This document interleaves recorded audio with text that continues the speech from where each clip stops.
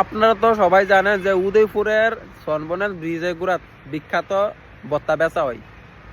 কিন্তু আমি সেদিন গিয়া এই বত্তাটা টেস্ট করে দিই, ভাই আমার তো একদম বাজে লাগছে, এত বাজে লাগছে যে এই বত্তা মানুষের খাইয়া দেখো সেই স্বাদ, সেই স্বাদ।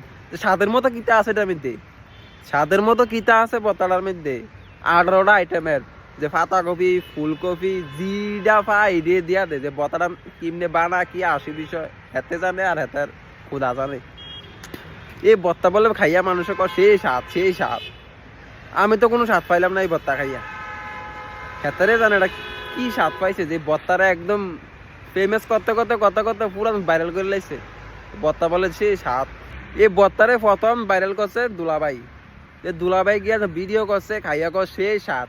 এরপরে দিয়ে খাইছি উদয়পুরে কন্টেন্ট ক্রিয়েটার, এরপরে Belonia content creator, Agartala content creator, মানে জানতে পারতা আছে এনে সব কন্টেন্ট ক্রিয়েটার আইয়া দিয়ে শুধু ভিডিও করে, শুধু ভিডিও করে।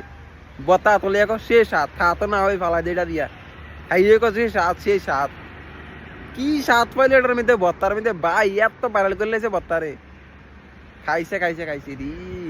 এই যে কাঁচা কাঁচা পাতা কপি, পাতা কপির মধ্যে ফুক আছে না না এই